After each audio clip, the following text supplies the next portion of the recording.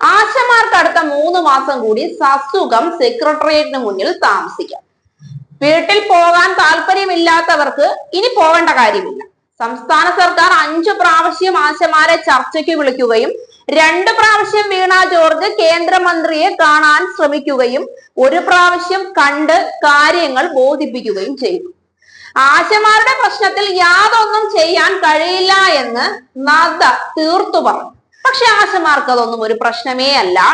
പിണറായി വിജയൻ എന്തെങ്കിലും തന്നാൽ മതി എന്ന രണ്ടും കൽപ്പിച്ചായിരുന്നു സമരം.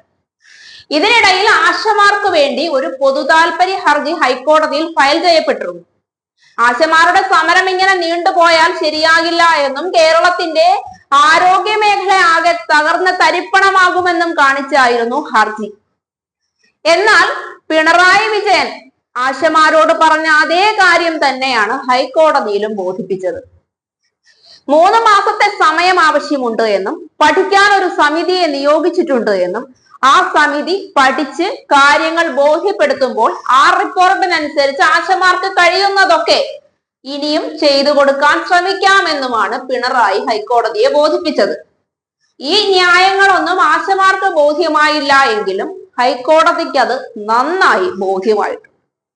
അതുകൊണ്ട് 3 മാസത്തെ സമയം അനുവദിച്ചുകൊണ്ട് ആശമാരുടെ ഈ പൊതു താൽപര്യ ഹർജി ഹൈക്കോടതി തള്ളി. ചുരുക്കം പറഞ്ഞാൽ ആശമാർക്ക് 3 മാസം കഴിഞ്ഞ് ഇനി വീട്ടിൽ പോകണമെങ്കിൽ പോയാൽ മതി.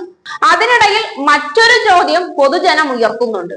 അത് ആശമാർക്കിടയിൽ ഓർമ്മയുണ്ടോ ഈ മുഖം എന്നൊരു ചോദ്യവുമായി അന്നു മുതൽ ഇന്നോളം കാണുന്ന ഒരു വെളുത്ത വസ്ത്രധാരിയായ മനുഷ്യന്റേതാണ്. ആരാണ് അയാൾ? ഇത്രയും സ്ത്രീ തൊഴിലാളികൾക്കിടയിൽ അവരുടെ നേതാവ് കളിക്കുന്ന ഈ പകൽ മാന്യനാര്? ഇദ്ദേഹം ഒരു ആശാ തൊഴിലാളി അല്ല. അദ്ദേഹത്തോട് ഏത് ചാനലുകാർ ചോദിക്കുമ്പോഴും ഉള്ള ഒരേ ഒരു ഉത്തരം, ഞാൻ ആശാ തൊഴിലാളി അല്ല, പക്ഷേ ഒരു തൊഴിലാളി പ്രസ്ഥാനത്തിന്റെ നേതാവായിരിക്കാൻ ആ പ്രസ്ഥാനത്തിൽ ജോലി ചെയ്യുന്ന ആളാകണമെന്നില്ല. ന്യായം. പക്ഷേ സ്ത്രീകൾ സമൂഹത്തിന്റെ ഉയർന്ന പദവികൾ വഹിക്കുന്ന ഈ കാലത്ത് ഇത്രയും സമര കോലാഹലങ്ങൾ നടത്തുന്ന ആശാ തൊഴിലാളികളിൽ ഒരാൾ കാര്യപ്രാപ്തി ഇല്ലേ ആശമാരുടെ നേതാവായി ആ സ്ഥാനത്തിരിക്കാൻ? എന്തിനാണ് പുറമേ നിന്നൊരു വരത്തനെ കൊണ്ടുവന്ന് ആ സ്ഥാനത്തിരുത്തേണ്ട കാര്യം? ആശമാരോട് ഇതാണിപ്പോൾ പൊതുജനത്തിന് ചോദിക്കാനുള്ളത്. മാത്രമല്ല 2 മാസത്തിനിപ്പുറവും ഒരു സമരം നടത്തിക്കൊണ്ട് പോകാനുള്ള കുറഞ്ഞ ചിലവ് പരിശോധിച്ചാൽ തന്നെ ലക്ഷങ്ങൾ വരും. അപ്പോൾ ഒരു ദിവസത്തെ അന്നത്തിന് പോലും വകയില്ല എന്ന് പറയുന്ന ആശമാർക്ക് ഈ സാമ്പത്തിക സഹായം എവിടെ നിന്ന് ലഭിച്ചു? അതാര് കൊടുത്തു? എന്തിനു വേണ്ടി കൊടുത്തു? അത് ആർക്കൊക്കെയാണ് കിട്ടിയത്? ആശമാരുടെ സമരം തുടങ്ങിയ അന്ന് മുതൽ ഇന്ന് വരെ കേൾക്കുന്ന ഒരു കാര്യമാണ്, നേതാവ് കളിക്കുന്നവർക്കൊക്കെ നല്ല കീശ വീർപ്പിക്കാനുള്ള കാശ് കിട്ടുന്നുണ്ട്. അത് പരിശോധിക്കണമെന്ന്. അതൊക്കെ പോട്ടെ, പക്ഷെ ഇതൊരു ചോദ്യമല്ലേ?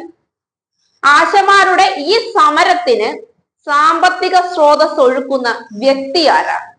അതൊരു രാഷ്ട്രീയ പാർട്ടിയല്ല, ഒരു നന്മമരമാണെങ്കിൽ കുറഞ്ഞ പക്ഷം ഞങ്ങൾ മലയാളികൾക്കെങ്കിലും അതാരാണെന്ന് അറിയേണ്ട ആവശ്യമുണ്ട്. അത് തുറന്നു പറഞ്ഞിട്ട് പോരെ ഈ സമരങ്ങളൊക്കെ?